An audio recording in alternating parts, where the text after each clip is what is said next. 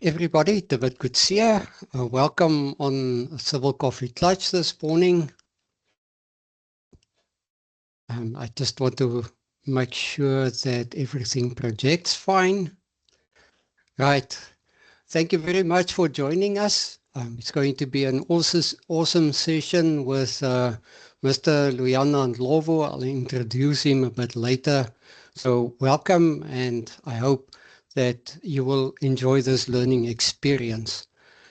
Just about me, David Kutsia. I'm an independent contractor at the Department of Local Government in the Western Cape, and my primary duty revolves around governance and strategy in local government. And we've got 29 municipalities in the Western Cape. We recently produced a new governance framework, policy framework that municipalities need to adhere to by the end of June next year. And we are in the process of assisting municipalities to perform their functions around governance of digital evolution specifically. So our documentation is framed around digital evolution. We do a workshop with every municipality where we help them to customize the documentation for their environment. Just a bit about Civil Coffee Klastch. It's a learning network, so welcome to the learning network. Our focus is smart city or smart municipality, cybersecurity, and artificial intelligence. Interestingly, for those of you who are interested in statistics, when we have a session on artificial intelligence, we get more registrations for that than on any other of our topics. Our focus, my specific focus, is on the governance and management of digital evolution. So this is also the theme of Civil Coffee Klastch. Our purpose is to apply the learning that we learn from others on this platform to optimize operations, improve service delivery, and strengthen citizen trust. Local government is at the coalface of service delivery, and it is our responsibility as government officials to try and make it as effective as possible. And to do this, we need to do the hand-holding. When we develop a policy, and I know government is big, but when we develop a policy framework, I've learned through experience that it's a good thing to do a bit of hand-holding with the organization that's implementing it so that they can understand it better and frame it better. And then from the learning networks, learning on the Coffee Klastch, that is to equip government officials and specifically local government and consultants to local government to better understand the space and to be more effective in the application of digital evolution. Our mission is to assist municipalities to go from turmoil to excellent service delivery or service excellence. And this is a learning curve, but it's not just academic learning, it's also learning what we are, and it is learning how to apply that which falls within our space that we learn.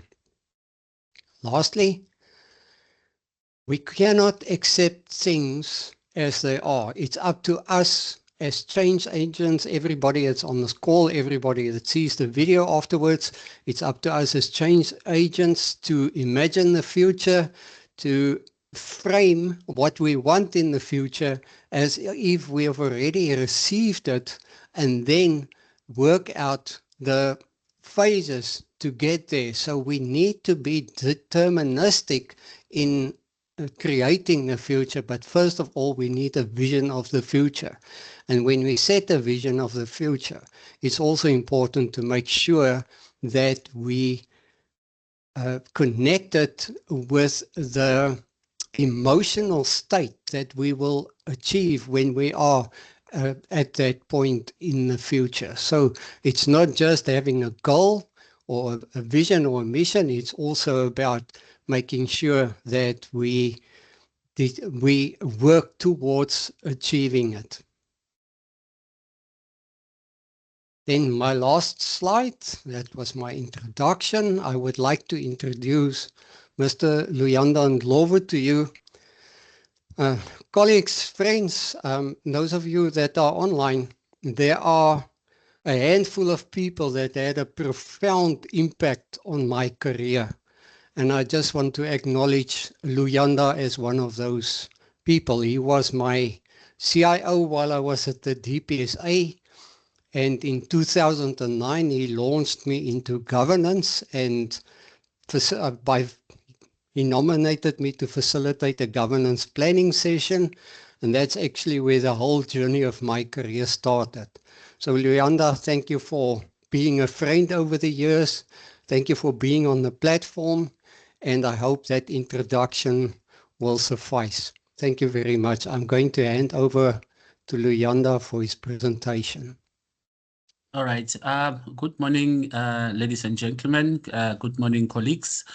Because I believe we are all in the service of the public service. Therefore, we are colleagues. As Mr. Tibet Kutsie has mentioned, I'm Mr. Luyanda Ndlovu, and I have noted that the time for this process is very limited. So I will definitely not waste much of your time with other issues. But my name is Luyanda Ndlovu. I'm currently the CIO of the Department of Communications and Digital Technology, seized with leading the digital transformation of the country, and the first the department that was required to develop a 4IR roadmap for the country. So this topic is one of my favorite and one of our core business in this thing, and I'm thrilled and humbled to even be considered for this to be part of this program with an experts in the panel. I'm not here to provide the silver bullet, but I'm here to share my expertise as a player in the ICT industry. And just a little bit about me in less than a minute is that as I said, I'm the CIO for Department of Communication and Digital Technologies. I'm a former CEO of Universal Service and Access Agency of South Africa, which was USASA. I was there for the whole year, so it's only been a month that I'm back in the department. And immediately I get here, DVET decides to put me in the hot seat of discussing this transformation with my colleagues in the Western Cape. So I wouldn't waste much of time, because I'd like to allow more of engagement than more of the academic and theoretical conversations. So basically, so I will be focusing on driving the smart government in the 4IR era, and in this we will be looking at a couple of topics. Firstly, what is smart government, and what is the 4IR technologies? And I'll also be looking at why now. Why should we start preparing ourselves as a citizen-centric municipalities to say now we ought to move towards embracing these new technologies. I'm going to provide a roadmap into smart government. I'm going to focus on the role of the CIO and the digital transformation officer, depending which role you ascribe to. I'll be looking at the role of the corporate governance and ICT governance structures. For example, your IT steering committee, the board, and all the platforms that are all the structures that are looking at ensuring oversight within the ICT development and deployment space. And I must say, I'm a PhD candidate at UCT, and my specialization is on digital transformation and smart cities. So I think this therefore becomes the most relevant platform. The benefit of being a PhD student or having PhD is that you can create your own definition and you can challenge everything without being punished for that, because that's what is the purpose of PhD. You create new knowledge. So some of the things, actually, most of the things I'm going to provide here, they're from my understanding, so they're not a theoretical stuff. So don't be confused when you read in the literature and what I say. You say, yeah, but in this book they say this. Is because I therefore infused what was in the book versus the experience, and I did my own analysis in that regard. So it therefore becomes very beneficial that we we look at this. So I'm looking at what I'm asked to provide to the digital to the municipality of the Western Cape government, and I'm looking at a way in which we define what is smart government. And in understanding the issue of smart government, I think it's very much important that we understand the evolution of smart government. Before we get into smart government, we need to understand that smart government happens within the environment of a fourth industrial revolution, which is where we see the merge between the adoption of these smart technologies starting to impact the physical environment, the biological environment, and how human beings interact. I mean, now you are looking at the gene modification, you are looking at robotics, you are looking at artificial intelligence, which are now starting to interface with our biological world. So that's what broadly will be the fourth industrial revolution, is that revolution that goes beyond just digitization, but is looking at how the technology has become part of our life. So with that, I'll be looking at evolution of how do we get to smart government. Before I get to smart government, we must have government in the first phase of it, which the government will be the provision of basic services to the citizens. And we move in terms of what is our role in the ICT space, is that we are looking at analyzing and providing improvement in terms of business processes. So the government, the first word of government will not include any digitization, but will only be streamlining business processes. So from a business or work study point of view, you are looking at business process re-engineering without digitization. Then you move towards government, you move into e-government. And in e-government, that's when you start having the digitization of business processes. You are starting to move from paper to electronic forms and starting to have websites and all that type of stuff. So that means you're starting to make your electronic presence. So there's a difference between electronic and digital, and I'm going to explain as we go. So the fact that your information is in an electronic form, it doesn't mean you are digitized. It just means it's done in a different platform. Similarly, people used to use rock to transfer information. Now they use paper. That doesn't mean electronic. It's just that it's a transfer from one place to another. Then you move towards and that process is called digitization. That means just transferring of the electronic data into the electronic environment. You are digitizing, and then you move, and that platform brings rise to the space called e-government, right? So there's no value add. It's just that we are doing what we're doing in government, just that we're doing electronically. And I heard Mr. Kutsia mention the issue of towards inclusive government. So if you look at e-government and we're looking at the just electronization or automation of processes, the question is how many people can access those technologies, how many people have skills to move into an electronic platform, and that creates a gap. And most importantly, then, how then do you make use of the data that you receive? Then you move towards digital government. So digital government then will start looking at using the data you receive from e-government to say, now we have all these systems that are created there. They are not integrated. They are disparate systems, but everyone is on an electronic platform. However, they are having, they can't use that data. So what you do, you're starting to have digital government, which is going to start using that data to make informed decision. So this is what then digital government will be. It will be focusing on all those things to ensure that now you're starting to get value out of data. But then Mr. Kutse and the colleagues, as I said, the advantage of being a PhD student, you can make your own definition.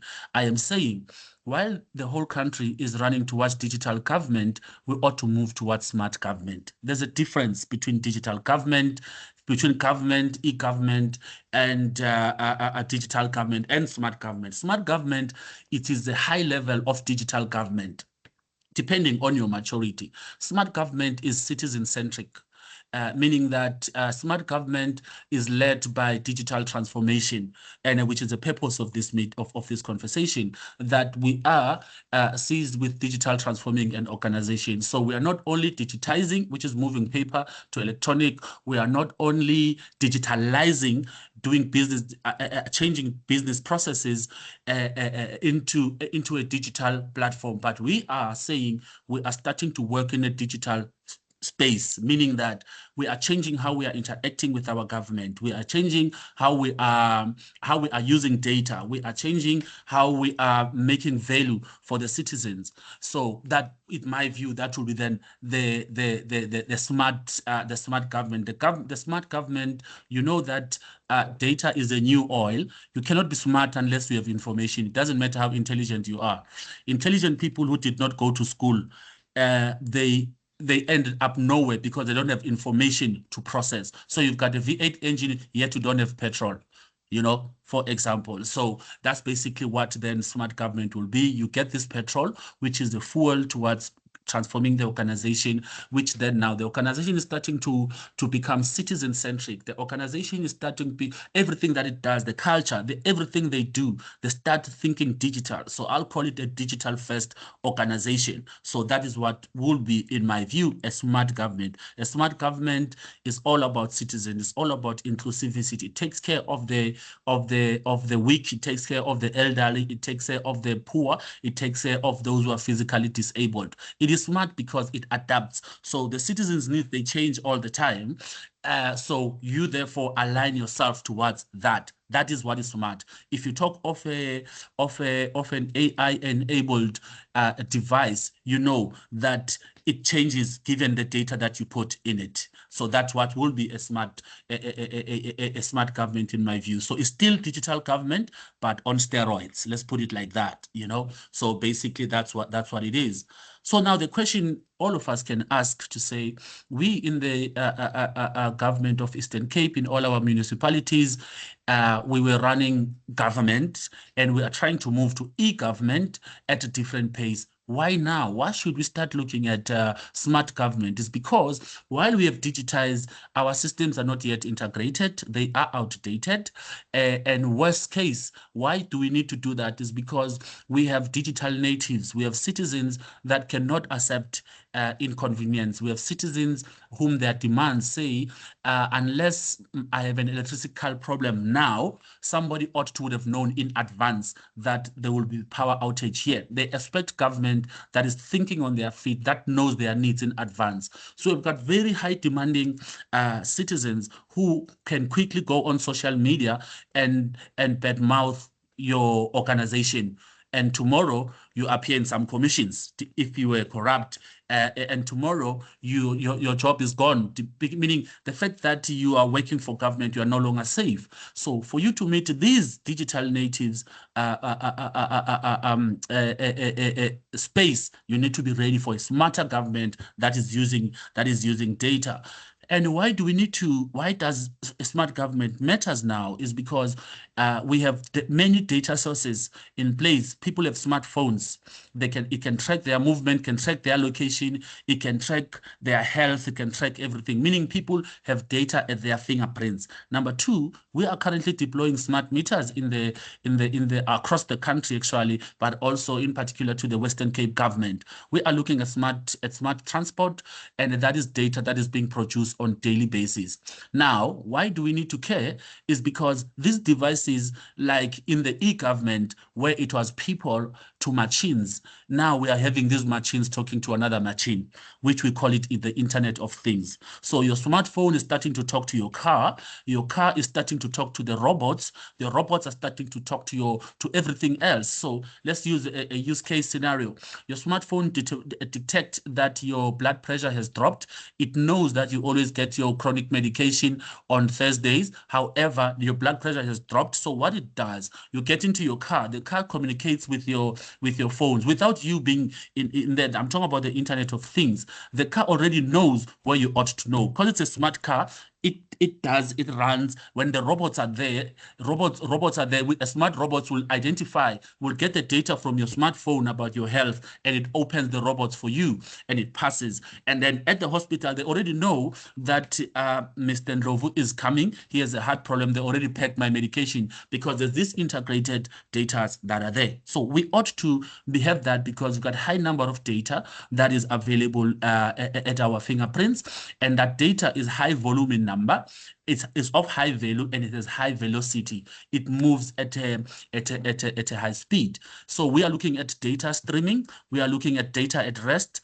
Therefore, the data is huge that is there. So your business case, therefore, why do you need to move towards smart government? Why do you need to start preparing yourself for that? Is because the current technology that we have cannot be able to meet the demands of the data that is coming in. Imagine what servers will you run? Which infrastructure will you run?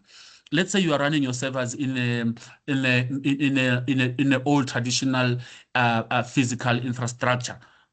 Will that thing handle it? It cannot be able to handle. Imagine data from the phones, from the robots, and from your healthcare provider, and from all the devices and your car. It cannot. So what do you need? You need big data. So you end up having big data. Therefore, you need cloud computing. That's where the 4IR technologies come in. So you need cloud computing, which can be able to chunk that data because it gets the data, it processes, it sends a response to say, therefore, call an ambulance while you are sitting there. So that is a business case why you need to have that. The second one is that you don't have a choice but to transform because we have cyber threats as we are sitting here. Your data already is on the internet. You like it or not. Your data is already on the internet. The moment you have a smartphone, your data is on the internet. The moment you have kids in your household, your data is in the internet because they are on TikTok. That TikTok has tracked location, right? And your child has at one day took a photo with you, and that thing has done facial recognition. Your data is all over the world. Already they know that Divet Kutsia stays in an X place. Without proper cyber security, therefore, you are at a risk. So you don't have a choice. So there's a stick and a carrot why we ought to transform, why you ought to care about smart government. So the stick will be the cyber threats that you will experience if you are not transforming your organization. And the carrot will be the benefits you'll get in optimizing the data that you have with you so that you can understand your citizens better. So we have AI that has taken place, that has taken the world by storm. It's not asking anyone's permission. They are moving, right? There's no data you can't find about anyone. And AI has shown that as human beings, we ought to up our game. Machines are getting smarter than us. So what is the difference between AI and humans? Is the amount of data they can process in a given time.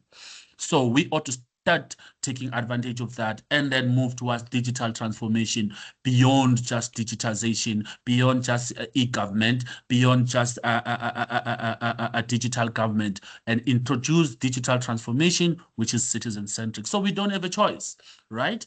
Our systems are not integrated. There's a large number of data that we cannot do. Machines are starting to talk to machines. There are cyber threats and there are opportunities. That's why we ought to care.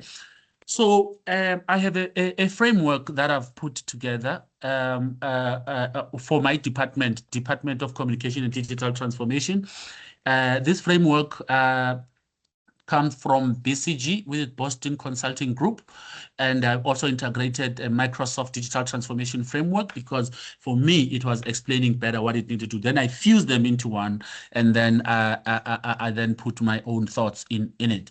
So I am saying, one, for you to move towards smart government from government is the first government one, right? Where we believe in stamping everything, where we believe that there must be queues, where we believe there must be papers on your table unless you are not working. I remember when I was working at DPSA, Mr. Kutsie, one of the cleaners came to my office and they looked at my dustbin. They didn't find papers. And they said, Mr. Ndlovu, that means you are not working because they are all government people. They were not born with digitization, you know? So basically is that. So we are saying, my view then is the following. With all the reading, what I'm proposing is that first thing first, for the digital for municipalities to move towards smart government, you need to draft the digital transformation strategy. You need to be intentional, and you must have a customer in mind. right? Most of us in IT, we have a tendency of building IT strategies that are focusing on optimizing, making IT better. You haven't touched the client. The moment you haven't touched the client, you haven't transformed anything, because as IT, we're not there for IT's sake. We are a tool to business. So that is basically that. So all that I've written here, I've summarized in the following table. This is the framework I've put together. So I'm saying to my esteemed colleagues in the government of Western Cape is that you need to follow 3 processes in implementing digital transformation. And this is from DCDT, Digital Transformation Strategy, I developed in 2021. It just ended. Now we are reviewing it. So I said, first thing first, you must dream. You must imagine the future that you want to have. So in this, you put the citizen at the heart of it. You ask the citizen to say, how will imagine if the Western Cape government municipalities can do this. Then those people, they define their dreams, right? They say, imagine if my water meter, the municipality can know my water meter before I even give it to them. Right? You ask municipality, you say, what is the imagined future that you want to see? I imagine a government department that can anticipate and understand my needs in advance as an employee. That I've taken X number of leave days, and I've taken X, and I've been absent for number of whatever thing. It therefore means the state knows that there's a need for employee health and wellness in the organization. So that is a dream. That is an imagined world you want to be if you want to build this smart government. So in that you are saying, I'm saying, therefore, for you to be able to dream, you must develop your strategy to be digital by design, meaning that the organizational strategy must include digitization in its core. What I've seen is that in government, you have a business strategy and you have a digitization strategy. If you check the two, they're not talking to each other. So IT comes in as somebody who's asking to be part of the table when they are the table, for that matter. In a digital space, your strategy must be the core of the organization. So if there are 2 strategies, they must automatically, when you read them, you must feel like you are reading a continuation of the same document. Not that they intend to build, to have more clinics, or they are intending to increase the number of ambulances. However, they do not allocate that those ambulances, they must run on a smart technology, for example. Then their strategy is not driven by digital. Digital becomes a by the way kind of a thing. So for you to move towards digital government, your strategy must be driven by digital. They must say, IT, we cannot deliver the strategy without you. And then IT does not become an afterthought, but it becomes the core of the organization. So for you to achieve that, as you develop your digital transformation strategies towards digital government 2.0, which is a smart government, your strategy must be driven by digital. It's difficult to digitize processes that were designed to be paper, because now you must tweak. But if the process was designed to work on a digital platform, you don't need to re-engineer anything. The second part of it, after you've developed this dream, then you must design this, right? So in designing it, you must look at your capabilities and your customer journey. So you must map out, imagine a client coming to your office or looking for services from Western Cape government. This is how you design the customer journey. You look at the capabilities that you have. So I'm saying in that you must digitize the core of your business, right? Digitizing the core of your business, meaning that every aspect of the business must be digital. And Mr. Kutse, I'm happy that he's an enterprise architect expert. So you must have enterprise architecture from business to technology. So there must be a seamless integration. So when you digitize, you are plugging into this engine that is already ready for digitization. So you must digitize your services, looking at improving your operations. You must engage how you engage customers and how you empower employees. So digitizing the core, that means your front and back end must be digitized. Don't think paper. let me put it like this. So digital transformation changes the culture. Don't think paper and then you say you're going to turn paper into a smart government. You are going to spend a lot of money, but if they're designed automatically with technology in mind, then they're going to be better. And then the next one, in your designing process, you must look at new growth opportunities. So you must be an ambidextrous organization, meaning that you don't only provide, technology is not only to keep the lights on, but the technology becomes the lights itself, right? So you are starting to have digital offerings to your citizens. Ambidextrous organization is an organization that can exploit the opportunities that are there. It becomes efficient in how it does things, but also it explores opportunities. So you don't become one, you become both. So your IT infrastructure, it becomes well managed. It's a well-running oil, yet you are also enabling citizens at the same time. Because what we tend to do at ICT, we keep the lights on and we run manual in the citizen engagement. So we become a digital organization end to end. So you become therefore an ambidextrous organization. And then you come to another phase, which I call it to deliver phase. So in the delivery phase, that's when you are starting to integrate the 4IR technologies. And in adopting the 4IR technologies, the difference between government, which is the first one, and e-government is that technology is not the end all. You are transforming the organization from end to end. So when you deliver, you look at people and the organization, you look at the organizational culture, you look at the people skill, you look at the mindset. They must have a digital mindset as they do what they need to do.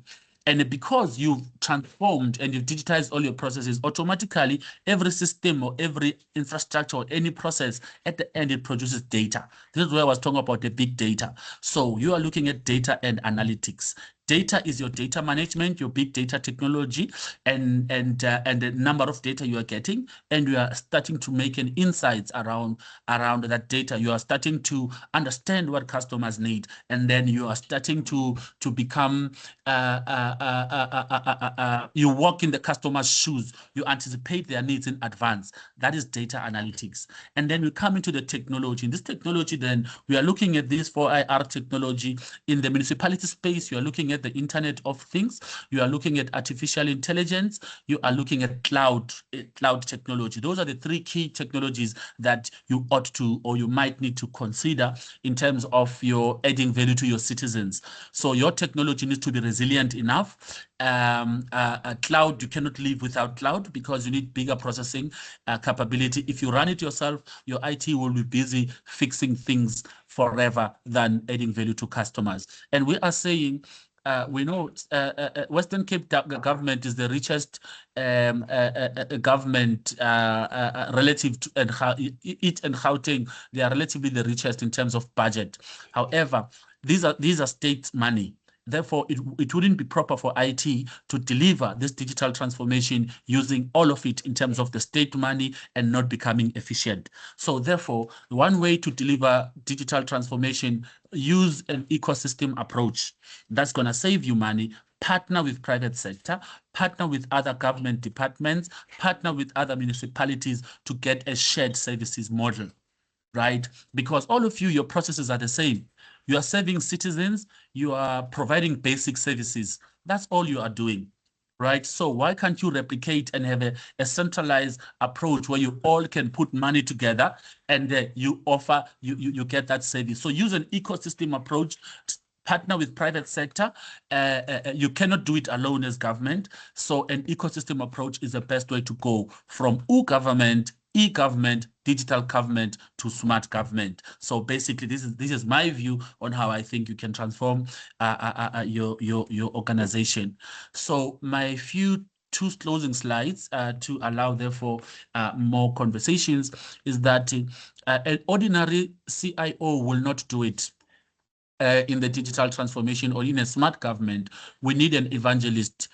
Most of you, if you haven't started to attend a course in theology. Mr. Kutsie, please consider partnering with a private sector or a church to teach the CIOs how to become evangelists.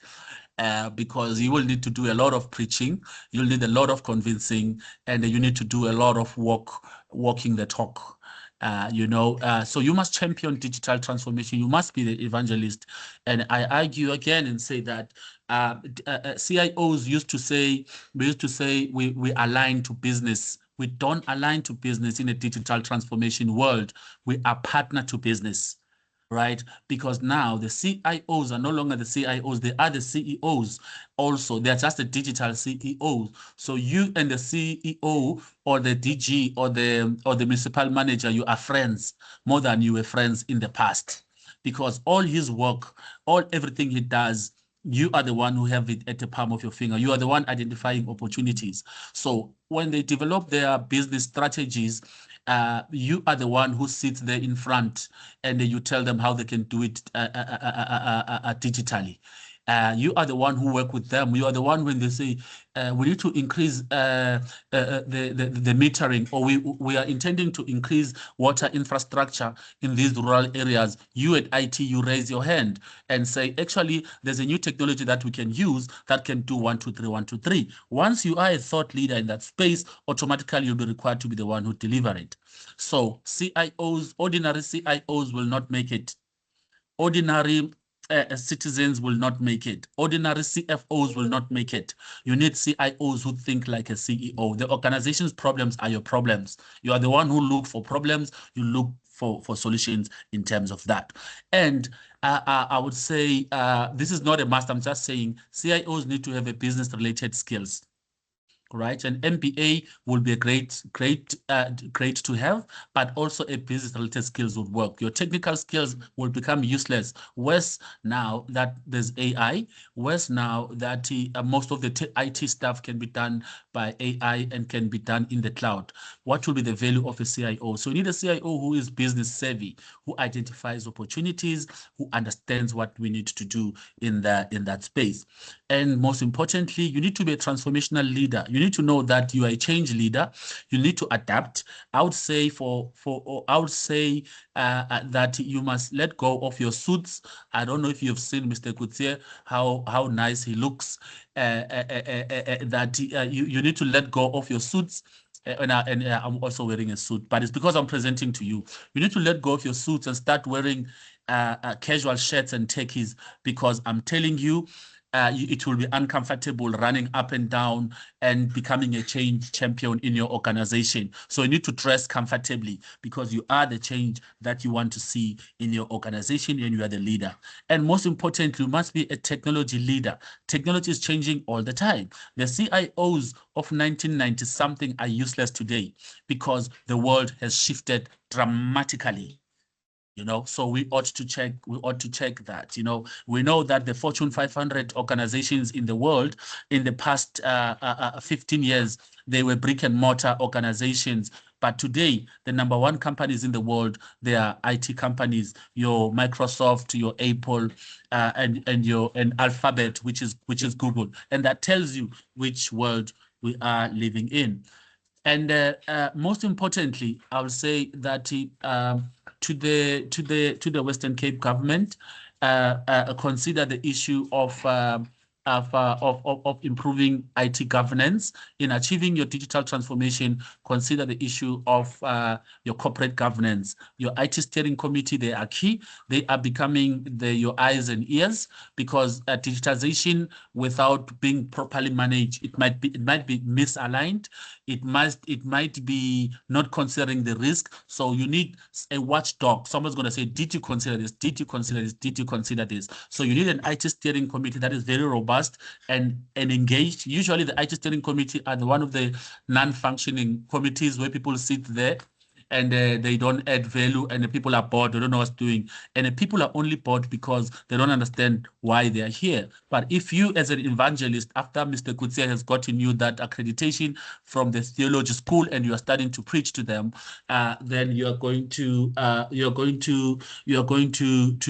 get people in your IT steering committee who understand what IT is. They will ask you questions that you would not expect. So you need people who are tech savvy. And I would say also issue of the boards. If you have a board, fortunately, I worked with a board as a CEO of USASA. I understood the importance of an oversight body, and you do need those eyes and ears, people who are going to help you. And in terms of my conclusion is that the Western Cape government is in a good position to lead in the smart government, but you need smart processes, you need transformation in terms of the culture, you need to resource digital transformation strategy. IT need to be the first one to be budgeted for versus it became IT getting the remaining funds. Because currently, this is what we are currently experiencing. People want to move into this great imaginary digitized world, yet they don't want a budget for it. So I said to my DG a few weeks ago in Exco that please remove IT from the APP target, because if you don't fund whatever we're intending to do, it's useless for us to promise people what we cannot deliver. So IT needs to not be an option. You ought to put your foot down and lead and mean what to say and walk the talk. Number two, you must partner with each other to deliver shared services to reduce cost. And that is an ecosystem approach I propose. So I'm saying an advantage of that I mentioned before is that I can make my own definitions. Digital transformation is not the destination, but it is an ever-evolving process to meet customer changing needs and citizens' needs. So the digital transformation must grow with the changing and growing demands of the citizens. Most of us will say digital transformation is a destination. Destination means you end there. We don't end. We are forever changing. Ladies and gentlemen, I'd like to thank you very much. My name is Luyanda Ndlovu, and thank you for an opportunity. Thank you. Wow, thank you very much, Mr. Ndlovu. This was listening to you. It's like you are inside our heads, you're inside our culture, you're inside our space. I'm going to allow questions soon. I just want to ask two questions of my own. We are stuck in a situation where the CIOs, the people in municipalities that are in the role of a CIO, are mostly appointed in a IT manager, traditional IT manager situation, and culture of most of these organizations are to keep them as the box droppers. And I listened to you talking about becoming evangelist. I will partner with the church for that. I'll see if I can get members to join me in that.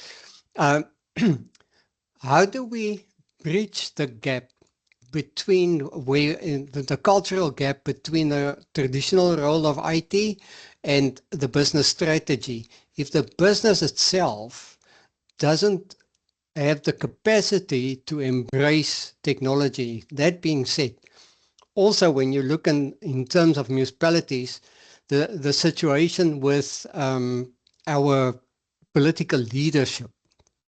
The agendas of political leadership sometimes surpass the agenda of digital transformation, and they don't oppose each other, but in some context, it becomes a balance, a scale balance between the two, but it's not an opposition. So the money and the effort goes elsewhere. And then my last question I would like to ask is, if we have IT managers that are at the baseline tech and they want to develop their career further through learning and so on, how will you advise them to take that learning to what's their next step and how would they develop themselves? So if you can answer Sorry, those two Tibet. questions? No Sorry? problem. Can you just repeat the last one? Okay. The IT managers that we have online, if Yeah. they want to develop their careers, what are the steps ahead of them? What should they do? Many of them come from a pure technical background. They've been technologists, they've been programmers, and so on. So if they want to develop themselves to roll into a true role of a chief information officer, what path should they take to get there? If you've answered those two questions, we open the floor. Right. Thank you very much, Tibet. I won't take much of your time. How to transform the culture of an organization where people are seen as pure IT managers and the business does not understand that. Unfortunately, that's why you need to have evangelical things. So that course, Mr. Kutse, I really would highly recommend it. Because it's an ever-changing journey. Culture doesn't take a day. And at times, when you're trying to change culture or you bring about change, we are sometimes in a hurry to make change. To see results. Take your time. Some of the things that we advocated at DPSA with you, Divet, they are starting to realize them now. Right? For example, the fact that an IT, a CIO must be part of EXCO. It was not there when you and me are there, but now it is there. You know, somebody's reaping the reward. So I would say take a long range view in everything that you do. Don't rush for quick results, but do the work and consistently will get you the results. And also remember, trust is earned. Walk the talk, right? If you say IT adds value, go take one of the key processes in the business and really it must add value. So don't be an evangelist who tell people they must go to heaven, but it does not want to go to heaven. You know, you must be a person who show that this works. Use cases. If you're saying digitizing your invoice system, for example, is you're going to realize a reduction in the cost of printing, for example. Do it, test it. Right? Do it and let them see that people are two forms. They're emotional and rational. Meet the rational first, right? And then you can move into others. So offer true value. Talking only without results might not help. So that's basically to me. In terms of how to improve yourself, Mr. Kutse knows I like studying. So I have 2 master's degree. I have a master's in information systems. I've got a master's in MBA. I'm also growing into doing my PhD, and I'll be doing the second PhD in business also. So it's important that you constantly keep up abreast with IT. Please go to school. Fortunate advantage is that you are in government, they pay for your studies. Take advantage of that. 10 years working in one place, you'll be shocked. You might have 3 qualifications. So never ever have a time where you say you don't want to update yourself. The world is changing amazingly. And the MBA helped me run a 2.9 billion rands entity very successfully. So please constantly study IT, but always have business knowledge there. Thank you. Thank you very much. And then also your vision should be beyond being a good CIO. You need to grow Absolutely. beyond that. Absolutely. Okay. Siyabonga. Thank you very much, David. Thank you, Mr. Ndlovu, for your presentation. It was quite informative. My question is around one of your recommendations in your last slides when you spoke about the issue of sharing of resources, and of which I very much agree with you on that one, that it is quite important for one to be able to, or municipalities to be able to share resources. But what I would like you to expand on is mainly on looking at the whole smart city digital transformation. If municipalities, given the fact that municipalities are independent, how do you foresee this playing a role in the municipal space? Each municipality decides on their own, based on the decision that is made by their own council. And also they are in most instances, belonging to a certain party, because we have a political party system in South Africa.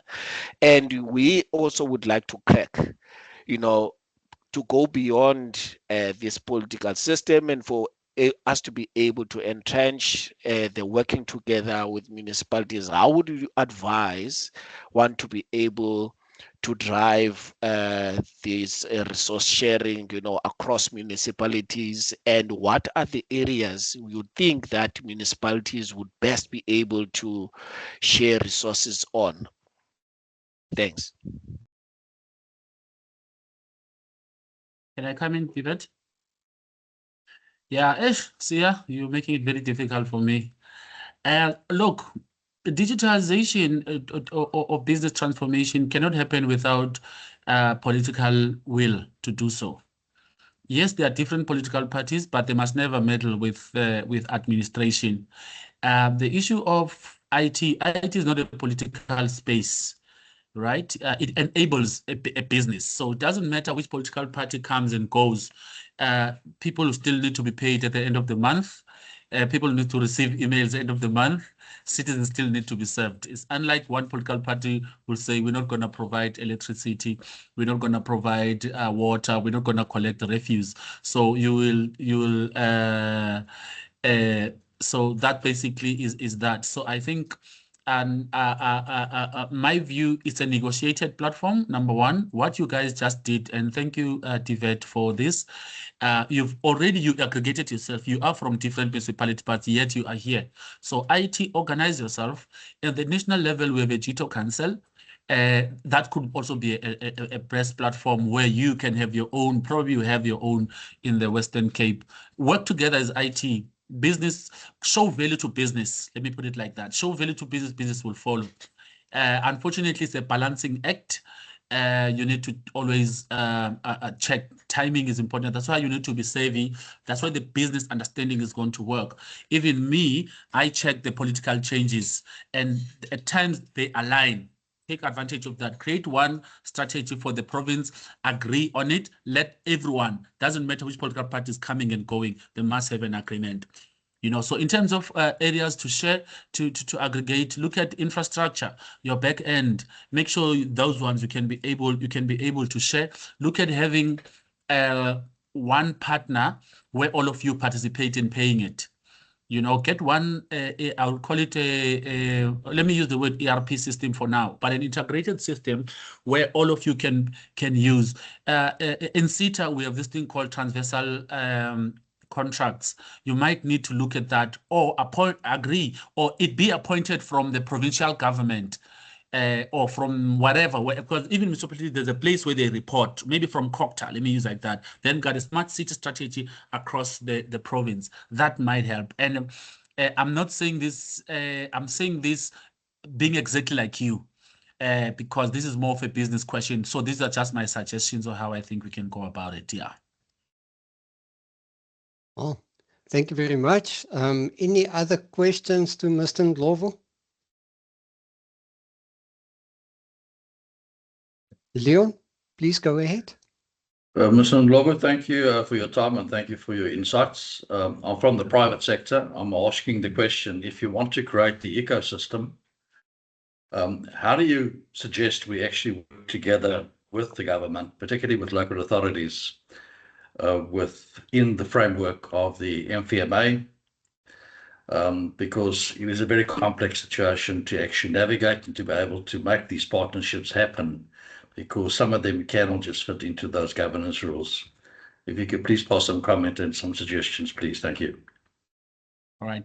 Thank you very much. And maybe just as a disclaimer, not necessarily a disclaimer, but just to say, I've never worked in a municipality, so my context, I don't know much about municipality, but I understand as a consumer.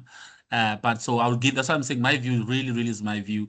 But I think as municipality, as a local government, you must have a partnership framework agreement that anybody can jump in and partner in it in a form in terms of your digital transformation journey. You must have that as ITB, as you develop a strategy and want them to approve, include the issue of partnership. Of course, there's a MFMA that governs the processes. All the procurement processes need to be managed, but everything must happen within the framework on what needs to be done. And then you must have your minimum interoperability standard to ensure that whoever comes doesn't depend on, you don't get vendor locked in terms of any solution that you want. But I'll tell you now, government will not do it alone. We don't have the money, we don't have time, we don't have the skills to do so. We definitely need the private sector. So I agree. We definitely need to have that partnership agreement. In my department, I was fortunate, Mr. Kutsie, as a mayor IT professional, I was asked to develop the organizational structure for DCDT, and I did. And I created a function, and it was approved by DPSA, just to say they couldn't have it in the past 14 years, and I did it in 6 months. So so while I was, that's hence I could understand the business part of it. So what I did in that organization, I built a function called Partnership, Resource, and Stakeholder Management. And I think that's a very important function that each one needs to have. So because then it defines your framework on how you partner with people. So you don't have a custom-made approach. This municipality has partnered with these ones in these ways. The standard terms and conditions are the same, especially for IT. Standard conditions are the same, everything is the same. So then you know, a person says, I'm piggybacking on that transversal partnership agreement, and then you can work on that, yeah. Yeah, okay. Thank you. Thank you very much for that. Any other questions? Well, ladies and gentlemen, thank you for attending. We are done. Mr. Ndlovu, I really appreciate the effort that you took from your busy time to assist us today in our learning. And once again, I think you don't see it, but you've been inside our minds in what you presented. It was really contextual, so thank you for that. Much appreciated, Yvette. Thank you, everybody. I'm going to end the event, and you can unmute and say goodbye.